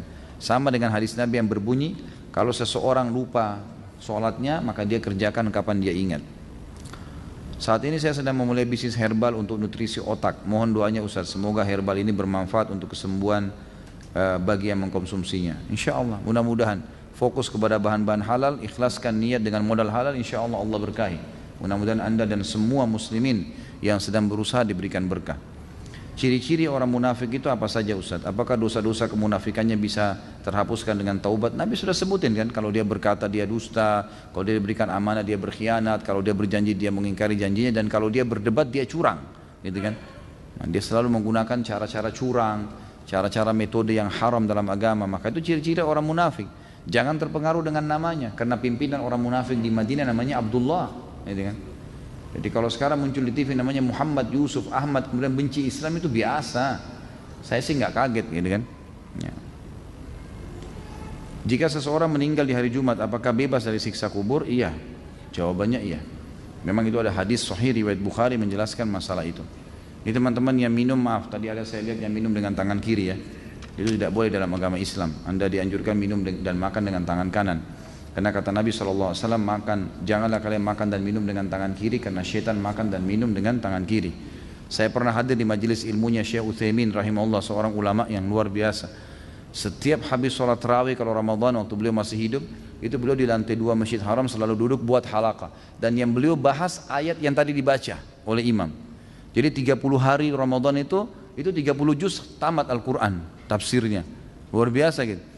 Dan beliau selalu sebutkan ilmu-ilmu. Nah satu waktu saya pas hadir, saya tidak tiap hari tentunya hadir, pada saat itu sempat saya hadir beberapa kali alhamdulillah. Begitu beliau hadir, beliau bilang, saya kemarin sebutkan syair, siapa yang bisa sebutin? Ada satu orang angkat tangan, saya syekh, angkat tangan pakai tangan kiri. Kata syekhnya, karena kau angkat tangan kiri saya nggak kasih kamu kesempatan menjawab. Mestinya juga kan sunnah Nabi tangan kanan. Lalu ada anak kecil yang pakai tangan kanan lalu dikasih kesempatan menjawab. Jadi sampai pada tingkat itu para ulama mendidik kita untuk membiasakan menerapkan sunnah Nabi SAW. Jangan biarkan makanan dan minuman untuk syaitan. Karena kalau kita dengan tangan kiri atau lupa baca bismillah itu diambil oleh dia, oleh syaitan itu. Jangan dikasih, itu musuh kita. Mengenai sunnah dalam berkurban, apakah Rasulullah meniatkan atau membeli hewan kurban untuk setiap istri-istrinya dan anak-anaknya? Ini enggak ada riwayat khusus menjelaskan masalah itu. Tapi Nabi SAW tadi saya bilang pernah mengatakan ini untukku dan umatku yang belum menyembelih. Setahu saya ulama fikih mengatakan lebih afdal difahamin bahwasanya kurban itu ibadah individual. Jadi kalau misalnya suami punya uang, istri juga punya uang, masing-masing punya tabungan, sampai pada Idul Adha dan mereka cukup membeli hewan kurban, maka dua-duanya wajib mengerjakannya. Jadi secara individu, jangan karena suami sudah kerjakan istrinya menganggap gugur, itu nggak boleh. Ya. Mohon nasihatnya Ustaz, saat ini usia saya 27 tahun dan sedang ikhtiar mencari istri. Ana mencoba meminta bantuan teman-teman yang sudah menikah namun qaddar Allah belum dapat. Kemudian ana mencoba ikut biro jodoh online. Akan tapi yang menawarkan diri untuk ta'aruf kebanyakan janda. Yang masih gadis malah nggak ada respon. Ya. Sedangkan orang tua anak menginginkan anak menikah dengan gadis, dan anak sendiri juga lebih srek dengan yang gadis, terutama yang bercadar. Mohon nasihatnya Ustaz. Saya mau nasihatin apa kira-kira? Ya ikutlah, di sini ada teman-teman buka pendaftaran gitu kan. Nggak usah online, di pengajian kita insya Allah ada pendaftaran, dan setahu saya teman-teman laporin ke saya itu kalau akhwatnya sudah lebih banyak mendaftar daripada ikhwah. Ya, jadi lebih banyak sekarang akhwat sudah banyak mendaftar siap menikah dan insya Allah masih gadis. Ini mudah-mudahan ada jodohnya ya. Dosa apa saja yang seorang muslim terancam kekal di neraka? Tolong dijelaskan. Jadi mati dalam keadaan kafir, syirik, munafik ya. Kemudian membunuh seorang muslim ya secara sengaja tadi orang mukmin. Itu yang disebutkan murtad dari agama. Selain daripada itu Allah alam yang saya tahu tidak ada yang kekal di neraka. Tidak ada, insya Allah diampuni oleh Allah Subhanahu Wa Taala. Bab sihir ini nanti pertemuan akan datang. Nanti bab yang ketiga insya Allah masalah sihir. Nanti baru bertanya masalah sihir. Minggu kemarin Anda bertanya, cuma Anda rasa belum mengena di intisari pertanyaan. Jadi saya jelaskan dari pokok pertanyaannya. Bagaimana hukumnya orang yang mengatakan istilah sunnah Rasul yang populer di masyarakat di malam Jumat adalah penghapusan istilah? Ini kan sudah dijelasin. Yang dimaksud pertanyaan di sini bukan amalannya Ustaz, tapi kata secara etimologisnya, bahasa. Seolah-olah kata sunnah Rasul itu hanya diidentikan dengan hubungan suami istri. Padahal sunnah Rasul ini kan banyak, ada memanjangkan jenggot, tidak isbal. Apakah orang yang mengatakan istilah kata sunnah Rasul tersebut sebaiknya kata tersebut tidak digunakan? Sebenarnya hadis ini sudah saya katakan, saya pribadi nggak menemukan hadis itu. Saya nggak menemukan hadis itu masalah orang berhubungan biologis di malam Jumat, tapi yang ada hari Jumat. Kalau masalah memang orang mau menjalankan hubungan suami istri di hari Jumat dan malam Jumat itu sudah dianggap hari Jumat, maka boleh dia mengatakan, oh ini karena sunnah Rasul, boleh, nggak ada masalah. Kalau masalah dikatakan identik sunnah Rasul dengan biologis, ya memang benar, karena itu kan memang sedang menjalankan sunnah Rasul. Tapi bukan berarti menutup perilaku-perilaku yang lain. Sholat sunnah juga benar, memelihara jenggot juga benar, semua yang kita lakukan adalah sunnah Rasul. Sama halnya kalau orang bilang pelihara jenggot itu sunnah Rasul, benar, sebagaimana dia katakan hubungan biologis di hari Jumat sunnah Rasul, karena memang itu semua ada hadisnya kan. Berarti memang sunnah Rasul, tidak ada sesuatu yang salah di situ. Bagaimana hukum membunuh binatang tanpa hak seperti berburu untuk senang-senang? Apakah termasuk dosa besar? Kalau dia berburu niatnya untuk makan itu halal. Tapi kalau dia berburu hanya untuk membunuh hewan sembarangan itu nggak boleh, haram itu. Surah Al-Maidah menjelaskan masalah itu. Jadi hewan ayat 4 ya menjelaskan tentang kita bolehnya mengkonsumsi, boleh menggunakan anjing berburu, boleh berburu bila yang kita buru itu adalah hewan-hewan yang dimakan. Allah suruh makan, artinya hewan yang halal untuk dimakan. Selain itu tidak boleh. Jadi kalau hanya senang-senang apa saja hewan yang dilihat, main ditembak saja sembarangan, itu nggak boleh dalam Islam. Ya. Terkait dosa besar menjerumuskan jiwa ke dalam kematian, apakah kontrasepsi ini sudah tadi ya? Masalah KB, baik. Di samping rumah Anda ada tanah kosong, pemiliknya sudah meninggal dan tidak mempunyai ahli waris, dan tanah tersebut tidak ada yang mengurusi selama 30 tahun. Bolehkah tanah itu ditanami dan hasilnya bagi-bagi tetangga? Sebaiknya jangan, itu tanah syubhat, jauhi. Jangan, tidak usah. Ya, insya Allah ada rezeki beli langsung sayur jadi, nggak usah repot-repot tanam. Karena itu bahaya, syubhat ya. Apakah merokok termasuk membunuh? Iya, membunuh itu haram. Saya kemarin live di Visual, ada satu bapak yang telepon. Dia bilang, Ustadz, saya membahas yang minggu lalu nih Ustadz. Katanya Ustadz bilang rokok itu haram begini, begitu dengan beragam dalil. Tapi kan Ustadz dari sebelum Ustadz lahir, dan saya pun lahir gitu kan, ini sudah ditahu kalau rokok itu makruh gitu. Kenapa kok sekarang tiba-tiba berubah nih? Ternyata hostnya pintar nih yang temanin saya gitu. Dia bilang, Pak sebentar, Bapak masih merokok? Dia bilang iya. Ternyata dia memang masih merokok, mencari jalan untuk membenarkan itu gitu. Jadi nggak boleh, jelas sesuatu yang bahaya lebih besar daripada manfaatnya, hukumnya haram. Dan teman-teman tinggalkan udah rokok ini, apa ini ya, itu waswas syaitan. Ganti dengan sesuatu yang bermanfaat ya. Makan sesuatu yang bermanfaat. Untuk apa rokok? Apa manfaatnya? Mulutnya bau, dadanya sakit ya, racunnya ada berapa ratus racun di situ. Untuk apa? Manfaatnya tidak ada, cuma sugesti saja itu. Sugesti, oh iya ini lebih percaya diri, saya tidak bisa berpikir, dan sudah sering saya jelaskan masalah itu ya. Jadi sebaiknya dijauhi. Larikanlah kepada hal-hal yang bermanfaat. Sampai di Saudi itu dipasang pelang besar-besar, dikatakan kalau seandainya perokok itu mensedekahkan uang rokoknya tiap hari, maka dia orang yang paling bahagia. Karena kalau satu bungkus 10 ribu tiap hari 10 ribu disedekahin, itu rutin, itu luar biasa sedekahnya itu gitu kan?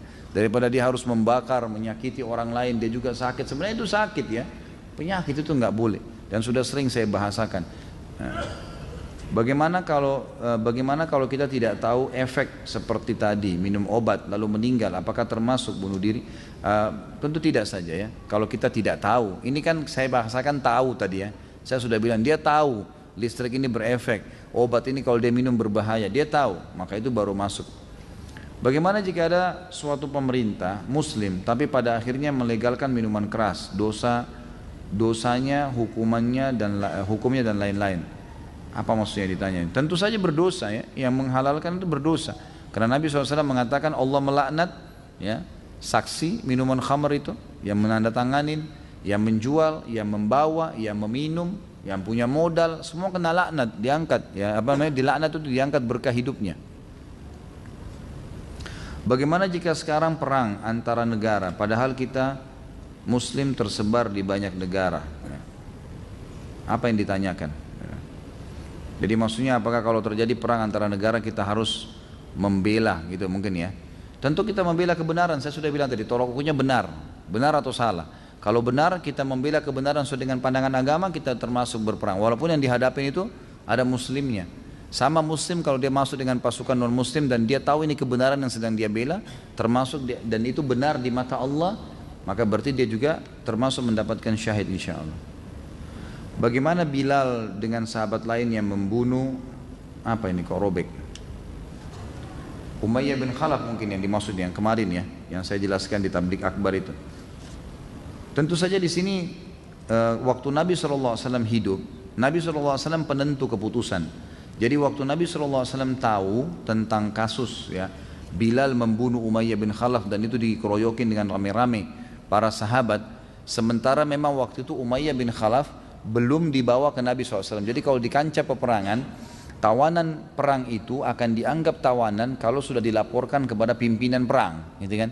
Selama mereka masih berserakan di lapangan perang, ya, di medan perang, dan masih dianggap berbahaya, maka masih boleh dibunuh, gitu kan? Tapi kalau sudah dibawa, dikumpulin, di pimpinan perang sudah tahu, maka itu sudah tidak boleh lagi dibunuh, gitu kan? Itu sudah akan dibagi oleh pimpinan. Kasus Umayyah bin Khalaf ini memang masih sementara dibawa oleh Abdurrahman bin Auf menuju ke kemah Nabi, memang belum sampai, masih di kancah peperangan. Maka Bilal menyerangnya karena tahu bagaimana kejahatan dia pada saat di Mekah. Jadi itu berbeda ya, tidak masalah. Bagaimana dengan membunuh hewan yang dilarang untuk dibunuh? Sudah tadi ini masalah semut dan seterusnya. Kami bermaksud mengadakan resepsi pernikahan anak kami. Bolehkah mengadakan pengajian atau yasinan sebelum hari H? Baiknya dihadiri bapak-bapak dan ibu-ibu. Kalau pengajian boleh. Kalau membaca ayat Al-Quran ini yang masih diperselisihkan oleh para ulama, gitu kan? Pengajian boleh. Misalnya pengajian itu majelis ilmu untuk menjelaskan kepada calon mempelai, menjelaskan kepada keluarga-keluarga tentang bagaimana pernikahan dalam Islam, itu dibolehkan. Allahu a'lam, ini yang saya tahu. Tapi kalau membaca surah Yasin secara khusus, membaca ayat Al-Quran secara khusus, ini masih berbicara tentang masalah hukum ada dalilnya atau tidak, gitu kan? Lebih aman untuk tidak dilakukan. Jadi kita sebagai seorang muslim, setiap kali ingin melakukan satu perbuatan, jangan lakukan kecuali sudah tanya Nabi SAW melakukan seperti apa. Kita punya sejarah kok, bagaimana Nabi SAW waktu menghadapi pernikahan-pernikahan sahabat, gitu kan? Beliau sendiri pada saat menikah dengan istrinya dan para sahabat hadir, tidak pernah ada pembacaan ayat Al-Quran di rumah itu. Cuma datang Nabi SAW mengundang mereka pada saat Nabi menikah dengan Zainab, dan mereka hanya masih duduk ngobrol-ngobrol pada saat itu, dan Nabi malu menegur mereka. Turun ayat Al-Quran mengingatkan para sahabat, kalau kalian sudah datang ke acara pernikahan Nabi, maka selesai makan pulanglah, kata Allah. Itu perintah dalam Al-Quran, gitu kan? Karena Nabi malu menegur kalian, tapi Allah tidak malu mengingatkan kebaikan.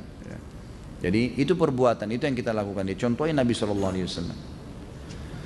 Seperti dikatakan tadi bahwa syahid seorang mukmin apabila terbunuh dalam peperangan melawan kafir. Bagaimana apabila peperangan itu bukan perang fisik, melainkan perang pikiran dan politik? Contoh memerangi Jil, Syiah dan Ahmadiyah, yang jelas-jelas mereka ber-KTP Muslim tapi tauhidnya menyimpang. Kalau anda sampai dibunuh oleh mereka, insya Allah itu mati syahid, karena membela kebenaran. Pokoknya selama membela kebenaran yang dianggap benar dalam agama, maka insya Allah syahid itu. Barakallahu fiik ya guru kami, bagaimana urutan keutamaan dari hewan kurban, kambing dan domba yang paling afdal, kemudian datang setelahnya sapi dan unta, dan kambing dan domba ini minimal umur setahun, sapi 2 tahun, dan juga unta 5 tahun. Boleh jantan, boleh betina, dan yang penting syaratnya tidak cacat, dan dianjurkan setiap muslim minimal 1 ekor kalau dia mampu. Jadi kalau sapi misalnya boleh partisipasi 7 orang, jangan dipaksain 7 orang kalau kita mampu sendiri. Jangan dibagi-bagi pahalanya, ya. Ambil aja sendiri kalau bisa. Selama kita bisa, kita ambil semua. Kalau kita nggak bisa, baru aja orang lain, gitu kan. Maka itu juga pahalanya besar. Dahulukan, kalau kita sudah ada di situ andil, kemudian kita ajak orang lain terlibat, boleh. Tapi kalau kita ambil andil yang maksimal lah setelah kita lakukan itu, ya. Itu yang mestinya dilakukan. Allahu a'lam. Jadi tetap didahulukan kambing, ya. Kapan saat wanita melakukan sholat duhur di hari Jumat? Afdolnya apakah setelah azan atau habis sholat Jumat? Tentu setelah azan. Ulama sepakat mengatakan tidak harus menunggu selesai khutbah. Boleh setelah azan duhur perempuan sudah boleh sholat, azan Jumat perempuan sudah boleh sholat duhur. Apakah gelar sallallahu alaihi wasallam hanya untuk Nabi Muhammad atau nabi-nabi lain? Apakah kita juga bersalawat untuk mereka? Tentu untuk semuanya, ya. Tapi biasanya kalau nabi-nabi yang lain itu lebih fokus kepada alaihi salatu wassalam. Tapi boleh kita mengatakan Isa sallallahu alaihi wasallam, boleh. Karena semua nabi-nabi memang diberikan salam kepada mereka. Apabila Qabil berarti mendapat dosa tiap keturunan Adam membunuh, iya tentu saja, dan itu hadis tadi sudah menyebutkan masalah itu. Karena dia yang paling pertama menjadi contoh ya dalam perbuatan itu. Ini sudah sama tadi pertanyaannya, amalan apa yang dilakukan di bulan Zulhijjah? Apa fadilah bagi orang yang berkurban? Ya, ini dapat pahala besar karena Nabi Allah SWT mengatakan dalam Al-Quran, A'udzubillahi minasyaitonirrajim, fasalli rabbika wanhar. Salatlah Idul Adha hai Muhammad dan berkurban setelahnya. Ada perintah fi'lul amr, pahalanya besar. Kenapa pakai perintah? Dan kalau ada perintah berarti hukumnya wajib. Ini sama Nabi SAW juga mengerjakannya, maka orang mengerjakannya dapat pahala. Ya, insya Allah dapat pahala dari sembelihannya, dapat pahala dari uang yang disedekahkan, dapat pahala juga dari memakan dagingnya. Ya. Larangan apa saja yang dihindari bagi orang yang berkurban, dan apa hukumnya kalau melanggar? Setahu saya cuma sunnah saja tadi, tidak memotong kuku dan memotong rambut, selebihnya nggak ada masalah. Apa pendapat Ustaz tentang buku Fikih Sunnah karangan Said Sabiq? Setahu saya itu buku yang bagus sebenarnya ya. Buku yang bagus, cuma memang sebagian ulama sudah beristihad coba menggali lagi buku itu, kemudian mengeluarkan judul buku sekarang namanya Sahih Fikih Sunnah, sudah terbit. Jadi hadis-hadis yang lemah dikesampingkan dan ditulis di footnote kalau ini lemah, kemudian dimuat hadis-hadis sahihnya. Dan saya tahu sudah terjemahan bahasa Indonesia malah. Ada terbitan pustaka Tazkiyah menerbitkan buku judulnya Sahih Fikih Sunnah, yang tadinya Fikih Sunnah cuma 1 jilid, ini malah menjadi 5 jilid dengan keterangan-keterangannya. Allahu a'lam, yang saya tahu itu bagus ya. Cuman yang lebih baik kalau dicari yang sudah revisi, yang sudah diperbaiki, jangan yang induk awalnya, karena masih banyak hadis yang diluruskan oleh ulama. Bagaimana cara menghadapi suatu kasus korupsi jika saya menemukan kasus tersebut? Ingkar mungkar. Kalau kelihatan depan mata kita harus ingkar mungkar dengan cara meluruskan, menasihatin, melaporkan. Kalau sampai dia tidak mau meninggalkan, harus dikerjakan, diingkar mungkar dan tidak boleh didiamin. Ustaz, jika puasa Daud lalu di bulan Zulhijjah ini saya ingin mendapatkan pahala keutamaan seperti jihad, jiwa dan harta, lalu meninggalkan tidak membawa kembali keduanya. Saya puasa 1-9, tidak Daud. Saran saya kalau sudah Daud tetap puasa Daud saja. Karena puasa Daud tetap mendapatkan pahala juga di Zulhijjah, gitu kan? Tetap aja. Tapi kalau anda mau batalkan, boleh saja batalkan puasa Daud, karena sunnah. Sunnah boleh kita batalin kapan saja. Dibatalin puasa Daudnya lalu diniatkan puasa nanti baru dilanjutin lagi puasa Daud, boleh saja. Tapi sudah batal puasa Daudnya. Karena syarat puasa Daud harus sehari puasa sehari tidak, gitu kan? Kalau saran saya lanjutin aja puasa Daudnya, tetap itu lebih afdal. Karena tidak bisa dibantah sabda Nabi SAW, afdalus siyami saumu Daud. Ya. Puasa yang paling afdal puasanya Nabi Daud. Kana yasumu yawman yuftir yawman. Dia berpuasa sehari, dia berbuka puasa sehari. Jadi itu lebih afdal.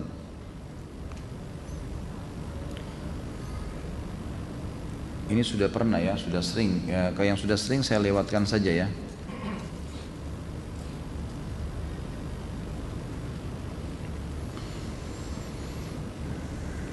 Saya mau tanya, ada teman saya punya kebiasaan suka kentut sembarangan.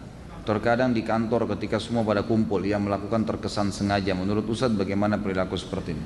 Ini adab ya. Jadi dia tidak haram, tapi adabnya. Jadi lebih baik jangan. Subhanallah, Allah Subhanahu Wa Taala memberikan fitrah di dalam diri kita. Jadi ada hal-hal yang memang secara alami manusia nggak suka, dan itu Allah sudah tentukan sebagai hal yang tidak baik. Misal tiba-tiba orang lewat kita tepukin tanpa sebab, atau kita iseng teriak di kupingnya orang, atau kita ngupil di depan orang, meludah sembarangan. Ya tadi kentut sembarangan. Itu pasti semua orang nilai buruk. Nggak ada orang yang nilai baik, walaupun orang kafir gitu kan. Secara fitrah berarti itu kata ulama masuk dalam adab pergaulan. Harusnya dijauhi. Dan jangan dia bangga dengan perilaku buruk seperti itu masuk dalam bab akhlak ya. Ada bab akhlak itu sebagian dia jaga, lebih baik dia jaga. Karena kata ulama, hal-hal yang berbau akhlak ini adalah bagaimana seseorang menjauhi semua yang manusia tidak suka secara alami. Termasuk tadi buang angin sembarangan, hal-hal yang pasti orang lihat buruk, orang semua nilai buruk walaupun tidak kenal dia. Kalau dijauhi berarti dia punya akhlak yang baik. Dan ingat kata Nabi SAW, tidak ada yang lebih berat di timbangan hari kiamat dibandingkan dengan akhlak yang mulia. Termasuk akhlak sih. Jadi jangan dianggap itu sebuah prestasi, malah ketawa, malah ngakak, malah dia bangga kalau itu dianggap sebagai sebuah simbol dari dia, itu malah tidak baik, harus diubah ya. Siapa kelompok ISIS, Syiah dan Wahabi? Apa fadilah bagi orang yang mati syahid? ISIS tentu kelompok yang mereka membentuk kesatuan, memfokus untuk mendirikan khilafah di Syria dan Baghdad di Irak. Jadi ISIS itu Syria dan Irak gitu kan, untuk mendirikan negara di sana dengan cara-cara yang mereka lakukan. Sampai sekarang yang saya temukan adalah para ulama menegur perilaku-perilaku mereka, dari cara-cara untuk membunuh semua orang yang tidak faham gitu kan. Kemudian banyaknya hal-hal yang sekarang ini terbuka. Ada banyak tulisan-tulisan sekarang, artikel dalam bahasa Arab, foto-foto yang ditemukan. Jadi pimpinan-pimpinan mereka ini bersatu satu sama yang lain. Jadi seakan-akan sengaja dibentuk untuk meributkan umat Islam ini gitu kan. Itu yang lahir. Sekarang ini kayak ribut sekali antara ISIS sama Syiah. Dua-duanya punya pemahaman-pemahaman yang perlu diluruskan ya. Dan jelas pemahaman mereka dibongkar oleh para ulama dan disampaikan. Jadi memang sebaiknya dijauhi, dua-duanya ini dijauhi. Kalau masalah Wahabi itu istilah yang digunakan oleh orang-orang Syiah untuk meredam dan membuat kaum muslimin tidak menyukai orang-orang yang mengikuti sunnah Nabi. Karena yang dikatakan Wahabi itu orang yang malah sibuk dengan mengikuti sunnah Nabi. Dan yang paling banyak membongkar kedok orang-orang Syiah adalah ulama-ulama di Saudi. Dan kita tahu sendiri, kita nggak bisa bohongin, tidak bisa dibantah fakta sejarah. Nabi SAW lahir di Mekah, 13 tahun di Mekah, dan dakwah sempurna agama Islam di Madinah. Di mana-mana orang tahu sumber sesuatu itu adalah tempat mengambilnya, gitu kan? Jadi ilmu Islam itu tidak akan pernah berubah. Madinah dan Mekah kan menjadi basis. Nah ulama-ulama sana itu sampai sekarang masih mempertahankan tradisi, mempertahankan sunnah Nabi. Dari zaman sahabat tabi'in sampai sekarang masih mereka punya halaqah di Masjid Nabawi, menyampaikan hadis-hadis Nabi, meluruskan kesalahan-kesalahan. Dan yang paling banyak membongkar kedok Syiah ya, dan ini juga kelompok ISIS ini adalah ulama-ulama di Saudi. Maka mereka disorotin. Nah disorotinnya supaya jangan cuma ini saja yang dibongkar kedoknya, mereka juga menakut-nakuti umat Islam ini ada Wahabi nih. Wahabi itu apa? Orang-orang garis keras, fundamentalis lah, teroris lah, dan segala macam istilah gitu kan. Kalau saya sih nggak usah terpengaruh dengan itu ya. Kalau saya yang penting kita menjalankan sunnah Nabi. Allah Subhanahu Wa Taala sudah mengatakan dalam surah Shaf, Allah akan memperlihatkan agamanya walaupun orang kafir, orang musyrik nolak, kita tetap komit menjalankan, sudah selesai. Bolehkah menjamak takhir sholat maghrib dan isya atau duhur dan asar tanpa ada udzur? Setahu saya tidak boleh. Setahu saya pendapat yang paling kuat itu tidak boleh. Gitu kan? Kalau sesekali seseorang menjamak antara duhur sama asar, maghrib sama isya, masuk dalam hadis Nabi. Nabi SAW pernah menjamak tanpa ada udzur, tanpa ada azan dan tanpa ada banjir, tanpa ada badai, tanpa musafir. Mungkin sekali dia mengerjakannya dalam hidupnya, itu mungkin. Tapi kan mayoritas waktunya Nabi SAW mengerjakannya di waktunya masing-masing, gitu kan. Umumnya yang hadis kita lihat jamak dan qasar ini dilakukan, terutama jamak itu pada saat safar.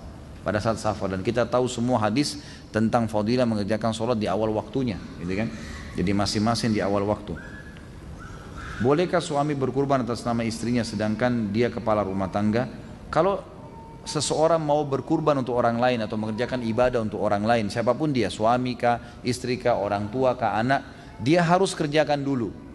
Kalau dia sudah kerjakan, dia punya duit, bisa beli sapi satu atau beli kambing satu, ada lebih. Kemudian istrinya tidak punya duit, dia mau kasih ini loh, kamu pakai untuk kamu kurban juga, itu boleh, nggak ada masalah. Tetapi tetap lebih afdal buat dia sendiri. Kita mampu potong 2 ekor, ya 2 ekor buat diri kita sendiri, karena kita memang lebih butuh pahalanya. Kita mampu 10 ekor buat kita semua, nggak usah dikasih ke orang lain. Karena kalau kita punya duit, berarti yang kena hukum wajib adalah kita.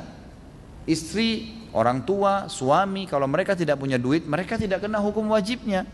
Kan itu.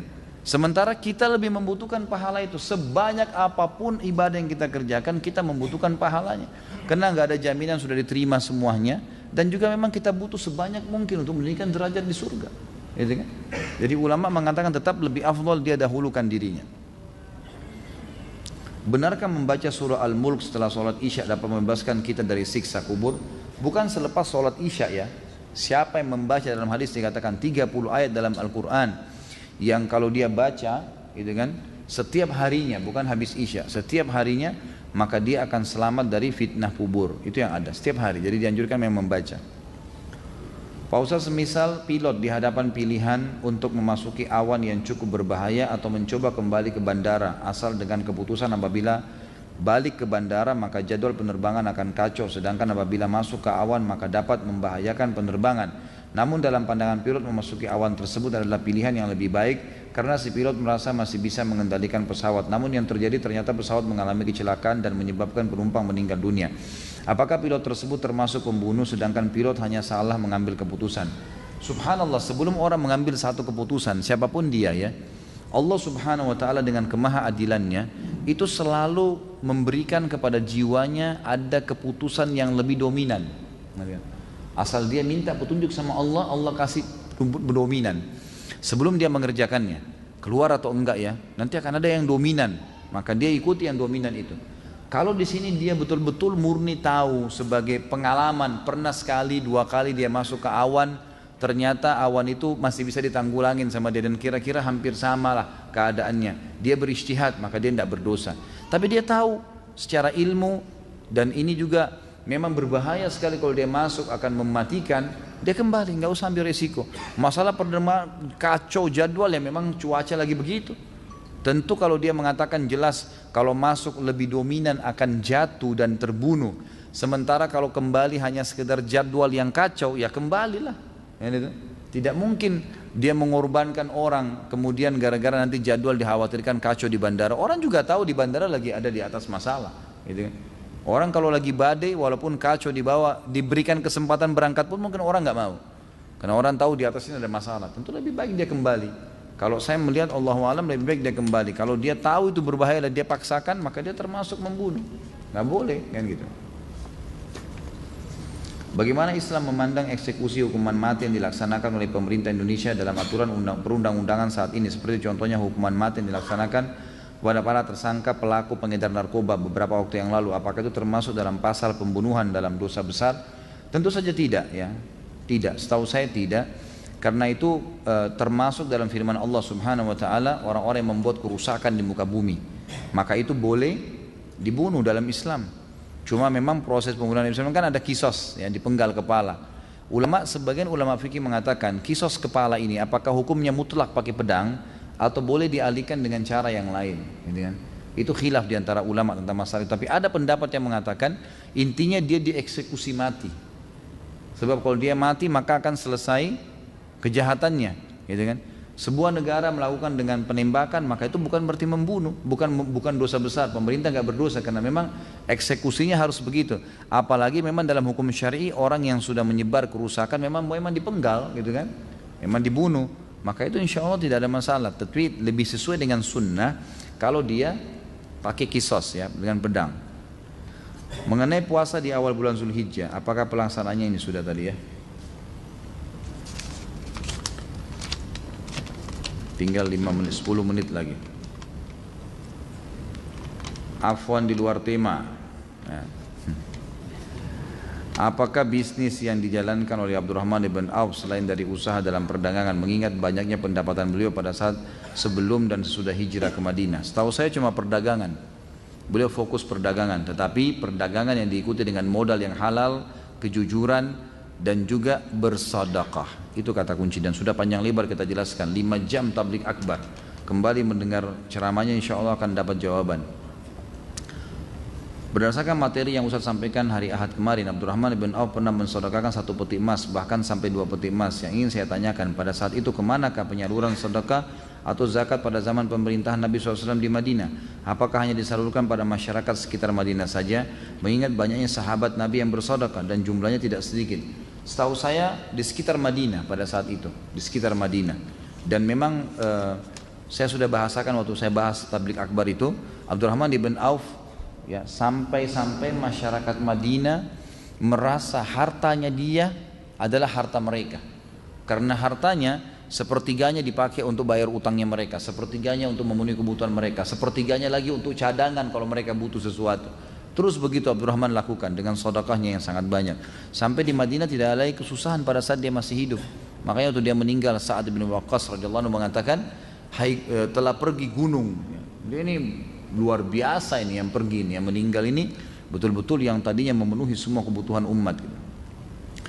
Apakah hak waris seseorang yang membunuh karena lalai menjadi hilang? Seperti yang tadi dicontohkan, seorang istri lalai tidak segera mengepel lantai yang basah sehingga suaminya terpeleset dan meninggal. Setahu saya tentu tidak ya.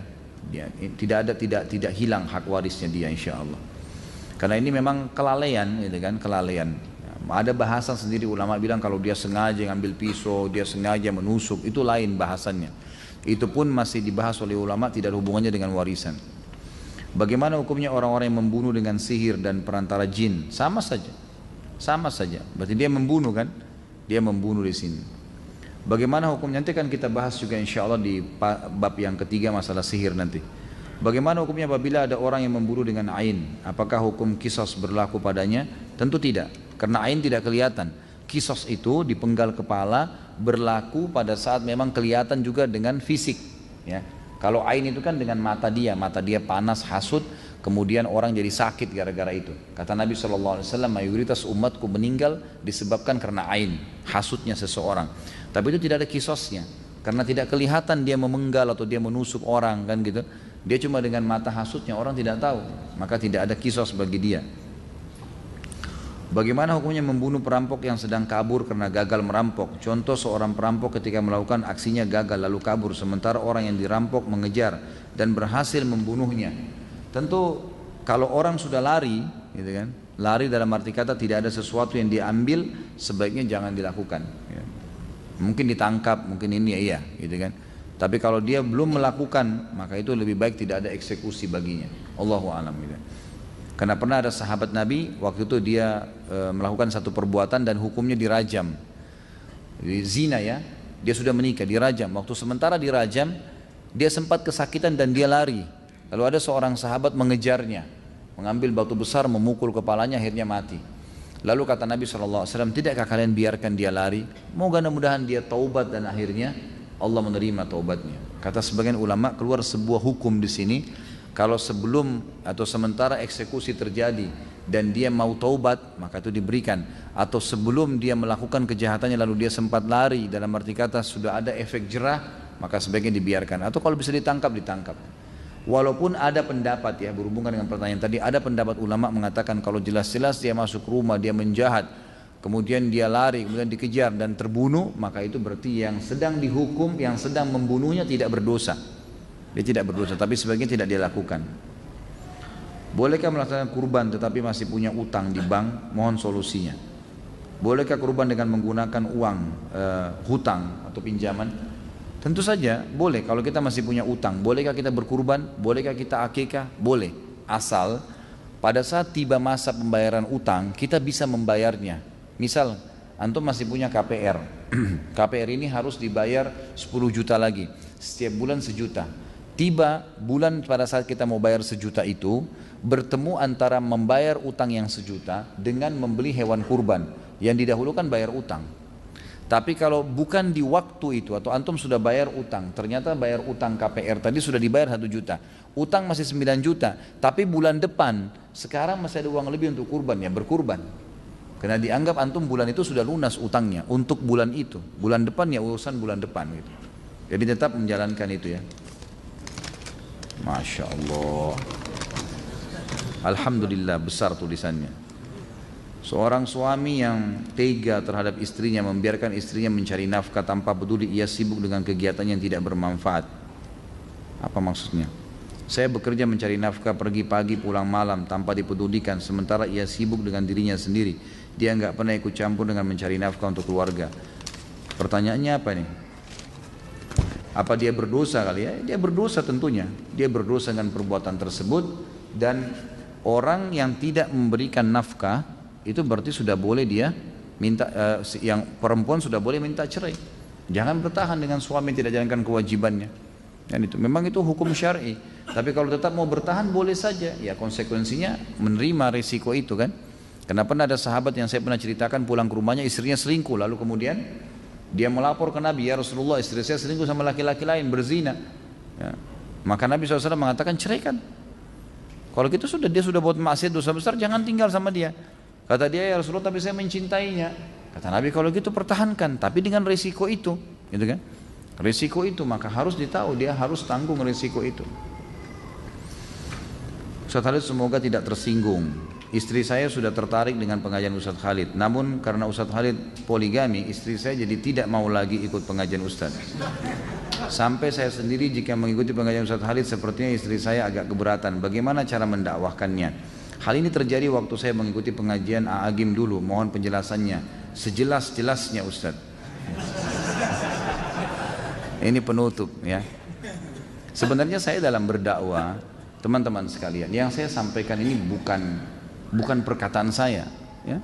Apa yang sedang saya sampaikan? Hukum dari saya. Ini teman-teman duduk di sini di pengajian. Ini untuk mendengarkan saya pribadi atau ilmu agama yang sedang saya sampaikan. Ilmu agamanya, bukan karena saya berbicara. Yang menyuruh poligami siapa? Allah Subhanahu wa taala. Saya melakukan juga, saya sebagai praktisi karena perintah Nabi SAW. Berapa kali istri saya tanyakan, kenapa kak poligami? Karena perintah Nabi. Saya katakan begitu. Dan saya selalu mendakwahi dia, mendakwahi istri saya supaya bisa menerima hukum Allah SWT ini, sambil saya doakan semoga hati mereka terbuka. Dan saya melakukan itu. Kalau masalah kasus saya menyampaikan hukum Allah lalu istri anda tidak mau dengar, tidak mau lagi datang pengajian saya, silahkan. Terbuka sekali pintu. Masih banyak selain dia insya Allah yang mau hadir. Gitu kan? Ya, saya tidak pernah terganggu dengan 1, 2 orang, 10 orang yang berhenti ikut pengajian karena saya menyampaikan bukan hukum saya, hukum Allah Subhanahu wa taala. Kalau dia mau benar, dia ikutin pengajian, tidak ada hubungannya. Masalah dia belum bisa menerimanya, dia berdoa kepada Allah Subhanahu wa taala karena ilmunya masih kurang, gitu kan? Enggak mungkin karena hawa nafsu dia atau kemauan dia lalu kemudian hukum Allah kita tolak, enggak mungkin itu. Kan gitu. Tidak mungkin, mustahil. Siapapun dai yang takut kepada Allah lalu karena dia tidak mau poligami lalu dia mengatakan jangan poligami jemaah, nggak bisa. Allah Subhanahu wa taala yang perintahkan, walaupun dia belum mengerjakannya dia harus menyampaikannya, hukum Allah Subhanahu wa taala. Itu kan? Kalau masalah dia tidak mau hadir silahkan, ahlan wa sahlan. Mau hadir alhamdulillah. Yang penting saya menyampaikan ilmu Allah Subhanahu wa taala dan saya doakan mudah-mudahan Allah membuka hatinya. Biasanya justru orang yang kritis nanti malah dia yang hebat menerima itu ya. Biasanya begitu. Ya, mudah-mudahan insya Allah gitu kan, seperti itulah. Kalau antum mau hadir pengajian yang antum hadiri itu bukan istri yang mengatur. Kenapa harus diatur sama istri? Majelis ilmu antum wajib hadirin. Kalau istri nggak suka terus kita nggak hadir, nggak ada hubungannya. Kan itu. Harus ar-rijalu qawwamuna 'alan nisa. Laki-laki yang menentukan perempuan, kalau perlu kamu harus hadir ke pengajian ini. Kita yang tentukan, bukan dia yang tentukan, kok terbalik nih. Kan itu. Harus perempuan dipimpin oleh laki-laki, bukan perempuan yang pimpin laki-laki, jangan dibalik. Kalau dibalik jadi kacau semua nih nanti. Sudah hukum Allah begitu teman-teman sekalian. Dan dengan dipimpinnya perempuan bukan berarti perempuan terhina. Justru perempuan dengan fitrahnya butuh dilindungi dan dipimpin. Memang gak bisa jadi pemimpin. Memang gak bisa, fitrahnya begitu.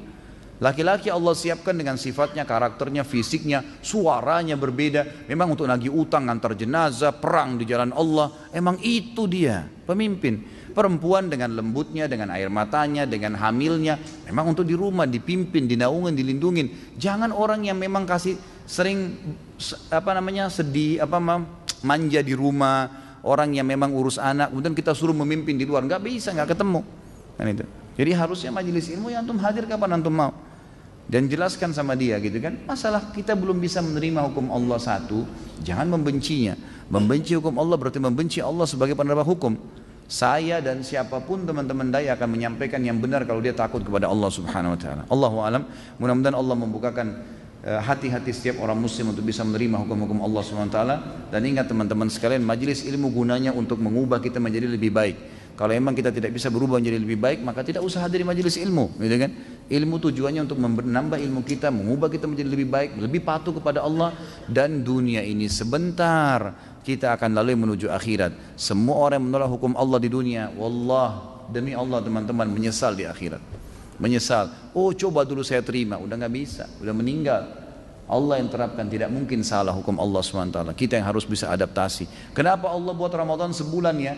Allah maunya begitu, patuh. Kenapa nggak sehari aja Ramadan ya? Allah maunya begitu. Kenapa asar 4 rakaat ya, duhur 4 rakaat? Kenapa nggak digabung aja jam 2 sekali 4 rakaat? Loh Tuhan kamu maunya begitu.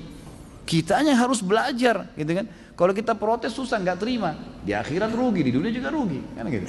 Jadi harus hukum Allah diterima, pencipta. Jadi harus fahamin ya masalah ini. Allahu a'lam. Mudah-mudahan apa yang kita bahas malam ini diberkahi oleh Allah Subhanahu wa taala. Mungkin begitu, mudah-mudahan bermanfaat. Subhanakallahumma bihamdika asyhadu an la ilaha illallah astaghfirullah wa atubu ilaik. Wassalamualaikum warahmatullahi wabarakatuh.